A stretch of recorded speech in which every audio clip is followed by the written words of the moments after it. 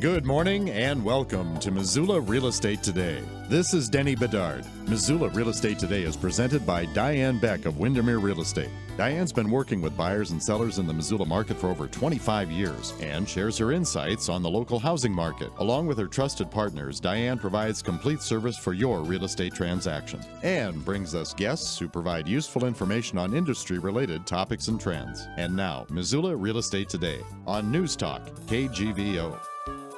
Hey, good morning, and thank you for joining us on Missoula Real Estate Today. Happy Easter weekend to one and all. Missoula Real Estate Today is presented by Diane Beck of Windermere Real Estate, who always brings us terrific guests, and no exception this weekend, as we welcome back Rob Fleming with Mann Mortgage. Nice to have you on the show, Rob. Hey, thanks, Denny. How are you? Oh, terrific. And a little bit about your background before we get started. How long have you been with Mann Mortgage? How did you and Mann Mortgage come to be? Let's put it that way. You bet. Well, I've been in the mortgage business since 1995, a few years after I got out of college, and was enjoying a pretty successful career independently, just doing my own thing as a broker and as a banker for a few years. And the opportunity to partner with Mann Mortgage came about in February of 2014. An old friend of mine from college, who happens to be the CEO of Mann Mortgage, gave me a call and asked if I'd be interested. And I said yes, and we've been together for a little over 5 years now. Very nice. It's been a great partnership. What was the main appeal? What was the primary difference between what you were doing and what you're doing now, and how you got drawn to that? Other than an acquaintance, of course. Yes. That helps. Yeah. It's got to be more than that, obviously. Yeah, sure.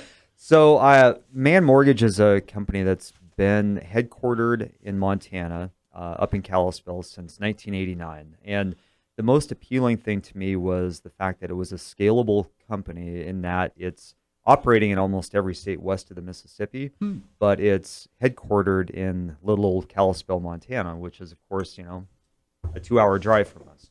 So knowing that I could be that close to my corporate office, to my underwriters, to anybody at the corporate team that I needed to be in touch with, it just gave me a lot of confidence. We offer every program under the sun, especially ones that are specific to Montana borrowers, and we've been underwriting those in-house for a long time. So, just the strong commitment to the local market and the proximity of the corporate office and all the great people up there, that's what drew me. Has the demand surprised you at all, or is it something you just figured would be as Missoula goes? But the demand for houses is huge right now. Obviously, a lot of people have got to be looking for a mortgage. Yeah, it's crazy right now. I mean, last year was a really strong market. Every year for the last 3 or 4 years has been trending upwards pretty dramatically. Having been a long time kind of veteran of the industry, after 2008, I wondered, as we all did, if you survived this and stayed in this market, you kind of wondered if we'd ever see the days of 2003 to 2005. And we're not quite there, and I don't really care to be there again, to be honest with you. But it was kind of hard to, at that point in time, say 2009, to imagine a strong purchase market ever coming back the way it has. It didn't come back overnight. It's taken time. But I noticed just about 2 or 3 years ago that not only were we just continually trending upwards in the right direction year after year, that something happened and it became a dynamic market again. And it right now it's not only strong on its local fundamentals, but we are let's just say Missoula, like Bozeman, like other areas of Montana, Missoula is really on the map. So you just didn't see a lot of positive indicators, signs of encouragement, trends, anything like that only 10 years ago? Well, yeah. After 2008 happened, nobody wanted to own a house to begin with. I mean, everybody was, I shouldn't say nobody, but, the appeal and the appetite to go out there and buy a house was pretty much gone. People were scared. People were losing their homes. About just as many people were losing their homes as were buying new homes for a while.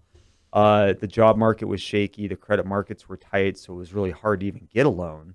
So everybody just kind of stayed on the sidelines. And it took a few years for the credit markets and underwriting to come back. And then for our economy to come back and for consumer confidence. And that's the one thing that it's measured, but it's hard to measure. And it's something that a lot of people they look at the jobs numbers and they look at inflation as economic indicators, but honestly, consumer confidence is probably the biggest economic indicator out there. And it took a long time for that consumer confidence level to come up, which means that people are happy with their jobs, they're happy with their income, and they're confident to go out and buy a car. They're confident to go out and buy things, including a house. And that took a solid 5 years to come back.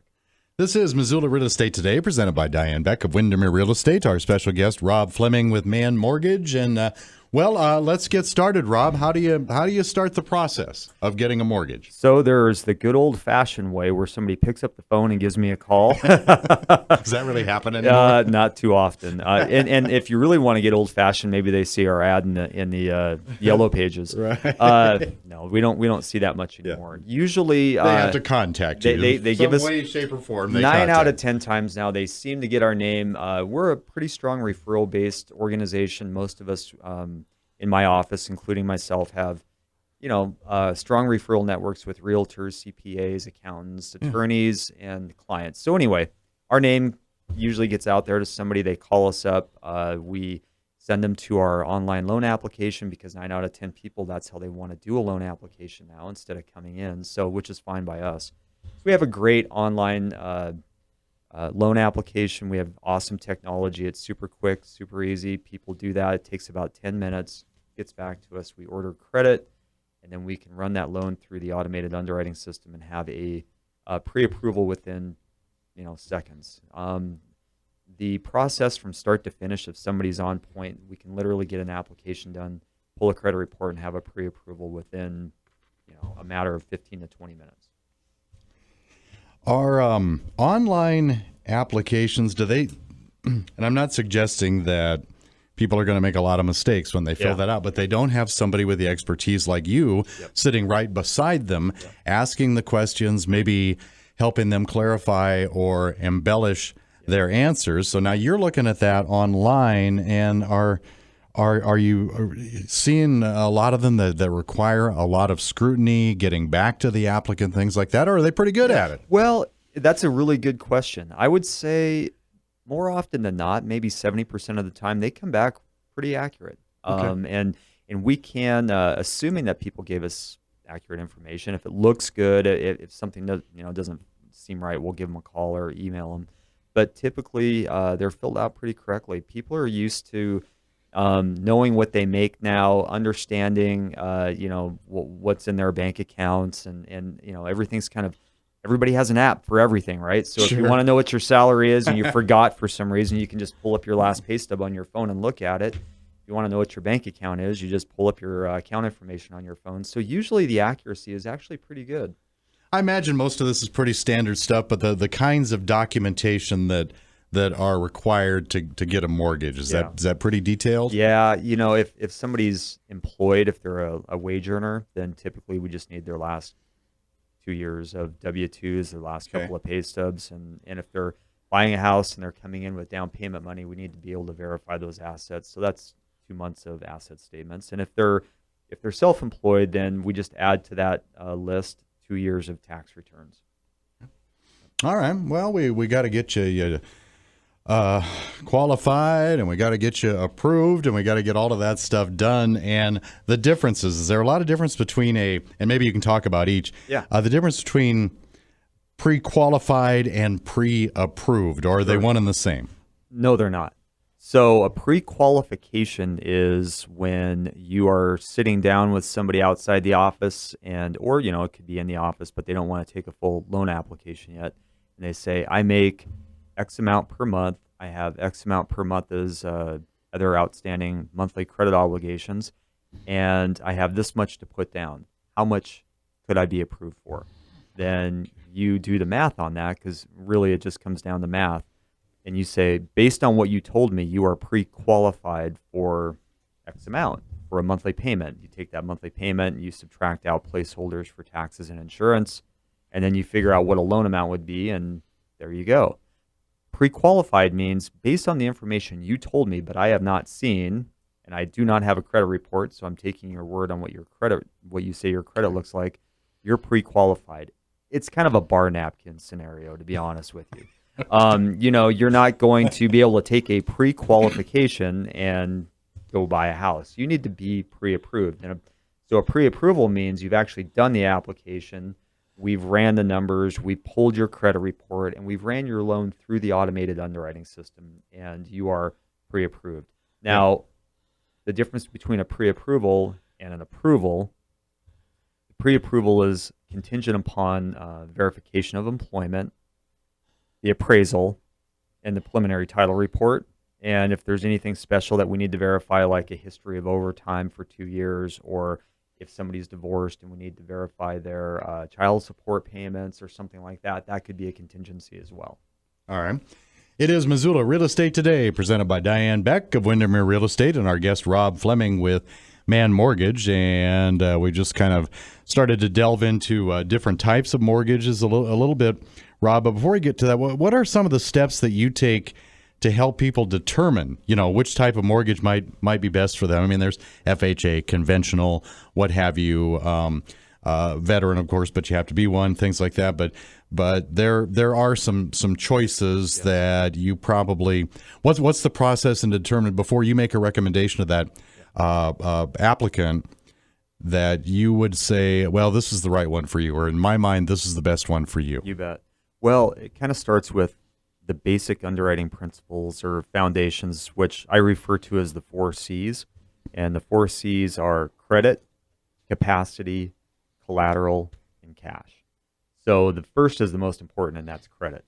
If somebody's got great credit, then typically we're going to start pointing towards a conventional loan. Then comes capacity. What's your capacity is your overall ability to repay, and that really boils down to debt-to-income ratios.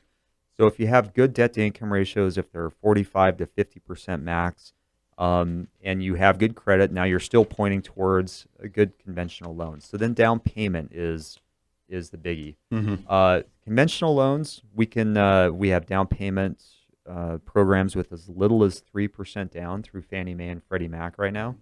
So, actually an FHA loan always used to be considered the low down payment loan, and FHA is 3.5% down. So with a conventional loan, we can get in with as little as 3% down, and we can talk a little bit more about this later, but we also now have down payment assistance programs that if you qualify for conventional or FHA, we can actually assist you and get you help with that down payment so you can come in with no money down. Wow. Which is kind of exciting. Now, if somebody tells me along the way through this process that they are looking in a rural area outside the Missoula city limits, and they've got good debt-to-income ratios and good credit, we might then be looking at a rural development loan. A rural development loan is a special loan funded through the USDA program, or backed by the USDA program, that allows people to get in with 100% financing, but you can't be in the city limits of Missoula, Billings, Bozeman, or I believe Kalispell or Helena. Okay, so it's strictly a city limit thing. That's all right. Yep, all right. Yep. So as long as you're on the other side of Reserve Street, or if you are in Lolo, or if you are in East Missoula, I mean, you can be that close. You don't have to be, that far out. If you're in Stevensville, right in downtown Stevensville, you're good to go. If you're in Lolo or anywhere else. So the rural development loan is a great loan. Now, if somebody tells me along the way that they are a veteran and they have VA eligibility, then we're going to certainly take a look at a VA loan. Now, if they have 20% down, we're probably not going to take a look at a VA loan. But if they have less than that, or especially if they have low down payment, a VA loan is a great option because it's 100% financing with no monthly mortgage insurance. And I imagine a lot of your customers are first-time home buyers. And do they come in and say, "Hey, are there mortgages or programs available for first-time home buyers?" Is there anything specific that they might be interested in? Yeah, typically it's these lower down payment programs because, like myself, when I bought my first house, you don't come out of college and get your first job with a lot of money in your back pocket. Even doctors, it just, sometimes you got debt and you haven't been able to save. So typically we're looking at a lower down payment program. Most of them, you don't actually have to be a first-time home buyer. You can be a past homeowner. Sure. But there is that first-time home buyer kind of stigma or like saying out there that, it just kind of points to those programs. Yeah. There are a few where you do have to be a first-time home buyer, or it has to have have been at least 3 years since you owned your last home. Are there advantages to those? Are they particularly restrictive, or they're just another option? They're just another option. They're, if you have 3% down, or if we're going to get you into a down payment assistance program, it doesn't really matter if it was your first house or not. You're probably still going to be okay. But they are great programs, and they are tailored more to first-time home buyers. But Fannie Mae has tried to lift restrictions a little bit. If you haven't owned a home in 3 years, they'll consider you a first-time home buyer. I think this term has probably gone with the dinosaurs, but adjustable rate mortgages, is that kind of a thing of the past? Are there still any advantages to that? Well, how the heck did they ever come to be anyway? Sounds like you're playing roulette with your house. Yeah, you are kind of. So there are still adjustable rate mortgages being offered, but the incentive to obtain and get an adjustable rate mortgage is not what it used to be. It used to be that you could get a 7-year or a 5-year fixed adjustable that gave you a pretty decent period of time to write it out and decide what you want to do with that house, or if you want to refinance, where you could capture an interest rate maybe a half, 3/4, maybe even a point below the going 30-year fixed rate mortgage. Now that gap is only maybe 1/4 of a point or 3/8 of a point. And when you boil in the risk of where you're going to be in 3 years from now, if rates are up and you have to refinance, or your rate goes up by 2 percentage points at the first adjustment, it's just not worth it. Honestly, I have not originated an adjustable rate mortgage in probably 3 years, if maybe 4 years. Yeah. Just a kind of a high risk, unknown sort of deal. Well, they were super sexy back in the 90s and early 2000s. I mean, that was part of the fuel that started the housing fire back in those years. Why was that? Is it because buyers thought, well, hey, I'm locked into this rate for 5 or 7 years. Rob has got me set up for at least that. Yep. And I don't anticipate any sort of a disaster 7 years ago. I mean, it's not going to all of a sudden triple or quadruple or anything like that. It may go up a little tiny bit, but I can see, you said they were kind of sexy back in the day. Oh, yeah. And it was probably because you were pretty confident that nothing terrible was going to happen. Well, you just touched on a key word that I was talking about before, and that's confidence. Yeah. Consumer confidence back then was through the roof, and there was this idea that housing prices never go down. So everybody wanted to get in, and if you couldn't qualify for that $500,000 house with a 30-year fixed rate mortgage, one way that you might qualify is with a 3-year adjustable rate mortgage that had an interest rate of 2 points below a 30-year fix. That might be the tool that got you into that house.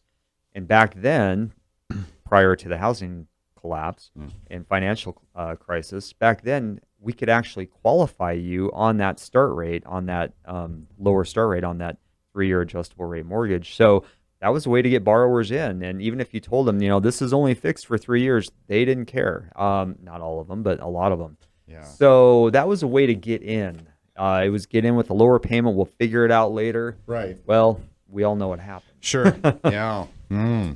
So and things have changed. Now you can't qualify borrowers on start rates. Now this next generation post 2008 is much more fiscally conservative. Most borrowers that grew up in the wake of 2008, they kind of saw what their parents went through, and they are twice as conservative as their parents were. I don't even think any of them would even consider an adjustable rate mortgage. Interesting. This is Missoula Real Estate Today, presented by Diane Beck of Windermere Real Estate and our guest, Rob Fleming of Mann Mortgage. And Rob, you started to talk about this just a little bit during my last question to you, but the term mortgage points or paying for mortgage points, if you have it in your budget, is that a good idea?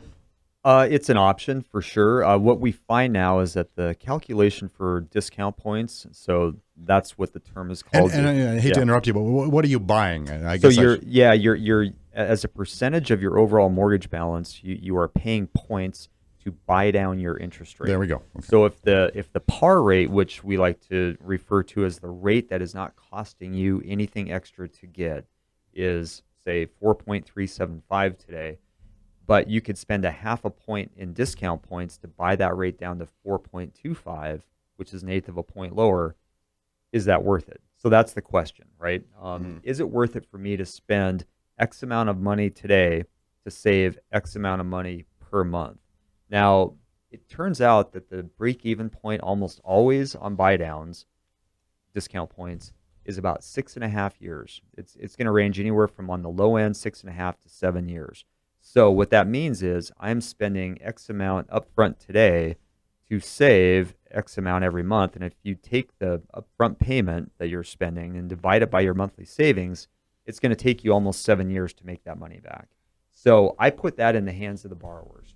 Do you want to spend this much money today to make it back in 7 years? I don't know why you put it back in their hands. They're just going to ask. They're going to ask, well, what would you do, Rob? Yeah, I try not to make anybody's decisions for them. Now, I do go on record with my borrowers and say I'm not an advocate. I think that if you have other monthly debt, you could take that money and pay off that debt. Even if you don't have other monthly debt, if you talk to any financial advisor, if you took that same upfront payment and said, you know what, I'm just going to put that in a bond fund, or I'm going to put that in a mutual fund and let it grow for me for the next 7 years, it's going to do more for you than that $12 a month savings. Well, yeah, exactly. I mean, the formula that you use as an example, you amortize that out over the 72 or 84 months that you're talking about, and you're kind of thinking, it's really not. Now, a lot of times people will say, yeah, but over the course of 30 years, it's going to save me $5,000. Well, are you going to be in this mortgage for 30 years? I mean, the average is 5 years. That's roughly 5 years that somebody's in a mortgage. And if it's their first home, it's even less than that. So chances are you aren't going to be there to see those savings. Yeah.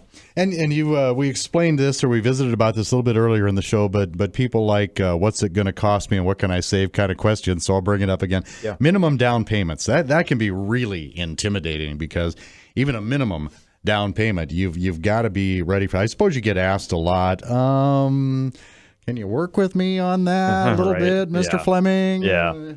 Well, no. There are lines in the sand. You're no fun. Yeah. No, I'm not fun when it comes to that. But there are there's definitely lines in the sands with programs. We can't say it's usually 3%, but I'll give it to you for 1% down. Yeah. But so really it's the minimum that we're seeing on most programs is conventional 3%. But again, with down payment assistance, if they qualify for that, can actually be 0%. So it really just depends on the borrower and their situation. Well, even 3%, that surprised me when you threw that figure out. Did that surprise you when you first found out it was going to be that figure? Well, when I got into the business in '95, the minimum down payment was 10%, and on a conventional loan. And I remember when they dropped it to 5%, I was flabbergasted. I couldn't believe it. And then for a while before the crash, Fannie Mae and Freddie Mac were actually doing 100% conventional loans. When the crash happened, loan to values went back to 95%, which is 5% down, and none of those loans were getting approved. So basically, somebody had to come in with at least 10% down on a conventional loan. Yeah. And to see it go from 10 to 5 and then 3, and we do a ton of 3% down loans, and they, as long as the borrower's good, they get approved. It's great. Yeah, that's terrific. Yeah. What's a practical amount of time you should expect before you can get approved for a mortgage? And what is the averages or close to average kinds of turnaround times? Or, if somebody comes in and makes an application, we pull credit, or if they do it online and everything looks good, we can have them pre-approved, that day. And if they get us everything that they need to get us, from start to finish, if they find a house and go under contract, I mean, sometimes we can get it done in 2 weeks. Mm-hmm. I don't like to get it done in 2 weeks because that's rushing the process, and you're asking for a favor from the appraiser. But the typical, what we like to say from start to finish, is 30 days. Yeah. Okay. Give yourself 30 days. All right. One question I wanted to ask you, it's a little bit off topic because we've been talking about applying and qualifying for mortgages and things like that for prospective home buyers, but I know this was a very popular buzz phrase a few years ago, and how much interest, and maybe explain how they work a little bit too, how much interest is there these days in reverse mortgages? That probably pertains more to maybe an older homeowner exploring some options. Yeah. In Mann Mortgage, we do offer reverse mortgages.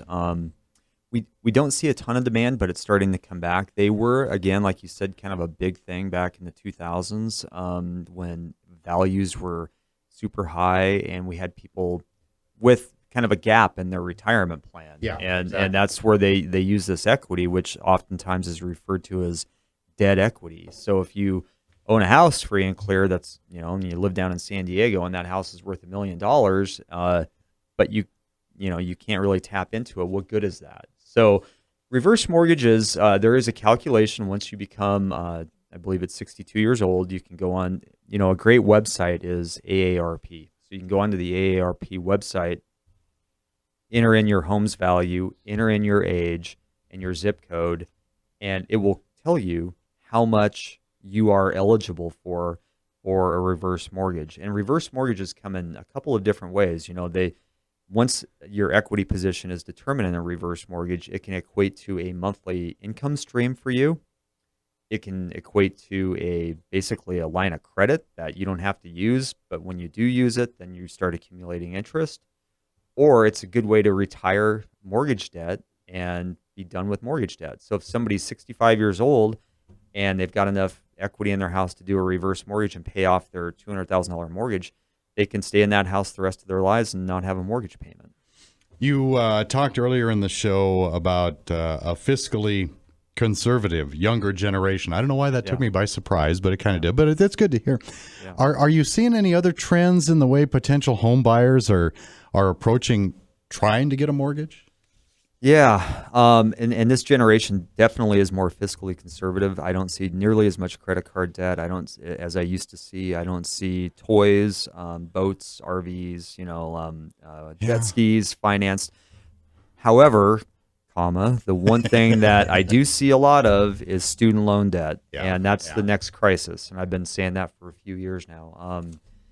I see upwards of $200,000-$300,000 in student loan debt, and it terrifies me. Sure. And that got in the way of people financing, being able to go out and buy a house because they were buried in student loan debt. But a couple of years ago, the boys over at Fannie Mae talked to the boys over at Sallie Mae and said, we're going to have a problem here if these college graduates can't go out and buy a home. And so they worked out a program called the Income-Based Repayment Program, where now student loan debt can be a factor of your income. And, sometimes people can have $100,000 in student loan debt, and their monthly income based on an income-based repayment plan can be $15 a month, which I don't know if that's good or bad.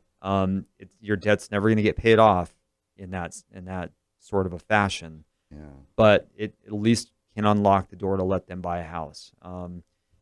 I just see that there needs to be some sort of a correction in the cost of higher education, or it's going to intersect, and we're going to have problems with our economy down the road if we don't already have them. So student loan debt is the thing of this generation. It is not consumer debt like it used to be, and it's not car debt like it used to be, but it's definitely there with student loans. This is Missoula Real Estate Today, presented by Diane Beck of Windermere Real Estate, and a very special thank you to some of Diane's marketing partners that help bring you Missoula Real Estate Today every weekend. They are Rob Fleming with Mann Mortgage. I believe you know that dude, huh? Miles Link of Opportunity Bank of Montana, and Carol Blodgett from MakeItMissoula.com. Believe it or not, Rob, we're down to like 1 minute left. Oh, wow. But I'll let you, do a little cheerleading for Mann Mortgage. Why should we come see you at Mann Mortgage? Well, like I said earlier, we are a Montana-based company. We're actually going to turn 30 years old this August or early September. So we're celebrating our 30th year here pretty soon.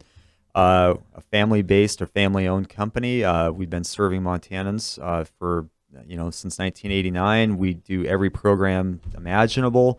We're local, and we're very involved in our local community, and we just really appreciate the fact that, we've been a part of it for this long.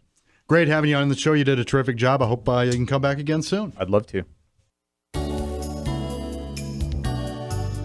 Thank you for listening to Missoula Real Estate Today. We hope you found this morning's information to be helpful. If you have any suggested topics for any future Missoula Real Estate Today programs, or any questions about buying or selling, contact Diane Beck with Windermere Real Estate. Email dianebeck@realtor.com, or visit her website, homesinmissoula.com. That's homesinmissoula.com. We'll see you next time on Missoula Real Estate Today.